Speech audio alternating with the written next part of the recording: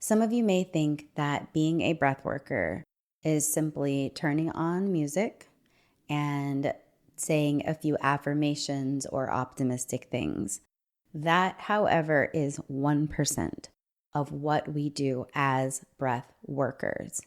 Being a breath worker requires skillful facilitation, a solid knowledge of the nervous system and how the breath interacts with the nervous system, and rock hard boundaries so that when a facilitator leaves a session, they're not taking on the person's energy, the person's stress, the person's emotions, and burning out before they even get started. In this video, you will learn the most important components of a breathwork certification and why it's impossible to cram all of those things, all of that information into one weekend. Before we get into that, hello, I'm Chauna. I am a breath worker and Pilates instructor of 20 years. I am the head teacher and founder at Breath Liberation Society, where we certify socially conscious breathwork practitioners in trauma-informed breathwork so that they can facilitate skillfully, ethically, and responsibly. I'm going to walk you through the training pillars that we use at Breath Liberation Society. And if you want to learn more about becoming a trauma-informed breathwork facilitator, click the link down below. We'll get the information right over to you. There are 6 components that I think are imperative for a breathwork training. The first one is a personal connection to the breath. At Breath Liberation Society, that's how we start. We start off with 30 days of breathwork. It is so important for a facilitator to have a personal connection to the breath, to have a personal connection to this modality in order to share it with others in an ethical and responsible and informed way. Number 2 is energy work. Breath work is an intuitive practice. It's an energy-filled practice. It is very important for students to understand how to work with the energy and all of the things that happen to the body during a breathwork session, as well as understand how to separate the energy of the person who's breathing away from their own. So that way they can leave a session and not carry the thoughts, the worries, the emotions with them as they go into their day. Not having clear energetic boundaries, not having rituals and very clear ways of communicating when a breathwork session is beginning and ending is the quickest way to burn out. It's the quickest way to decide that breathwork simply isn't for you. That's something that I did when I was learning to be a facilitator. I had really poor boundaries with my clients and I was exhausted all the time. I was having nightmares even. And I had to learn these rituals. I had to learn how to have very strong boundaries, both with myself and with my students and with the people who were doing breath work with me so that I didn't get burned out, so that I wasn't exhausted all the time, especially because this field attracts people who are helpers, people who want to show up for their communities. It is so important for students, for breath workers to build very strong boundaries before they go out into the world and start offering this work to protect themselves and to make sure that they continue to love breath work and don't end up burned out. The third thing is responsible facilitation.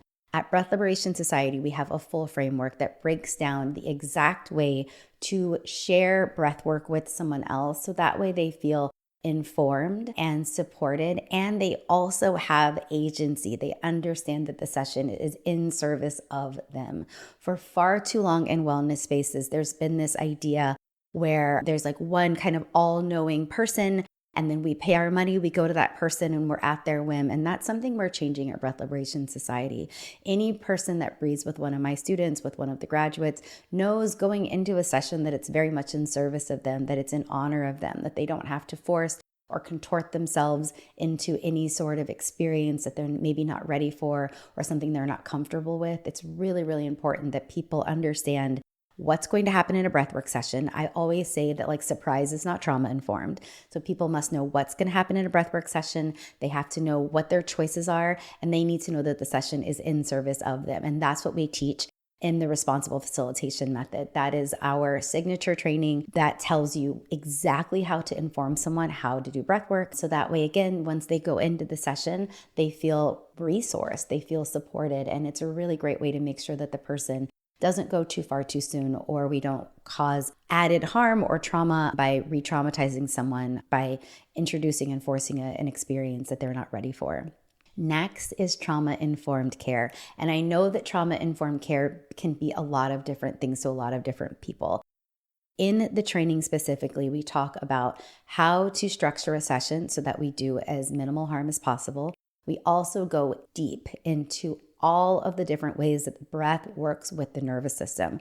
And it's not in a way where you have to memorize every cranial nerve, but it is in a way so that you can really understand the breath and how it interacts with the nervous system and be able to explain it to the clients. A lot of times people are trying to just make sense of themselves. And while we're not diagnosing and we're not giving any sort of, I don't know how to better say that, we're not diagnosing them with anything. But we can, as breath workers, be a really great tool and a really great resource for our clients to learn more about themselves through understanding how the breath interacts with the nervous system and how they can continue to build and grow their edges and build and grow their comfort and their ability to be with themselves and their ability to connect with themselves through the breath as a tool. Working with groups is number 5. Working with groups is similar to working with one-on-one clients, but it is not. There are lots of little things that have to be shifted around in order to hold a strong container for a group experience. When people come into group breathwork, they are joining a community learning. They're joining a community healing experience. And there are lots of really specific steps that are important to take to make sure that everyone in the community space, everyone in that group breath experience feels like they are supported, is being mindful of one another in the space.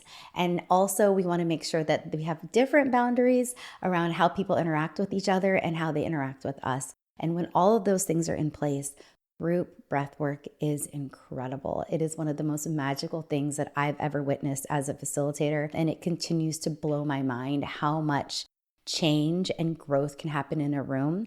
Because ultimately, y'all, we do not heal in a silo. We don't heal on our own. We heal in community. We heal by building relations. We heal by being around other people doing the exact same work. And group breathwork is that.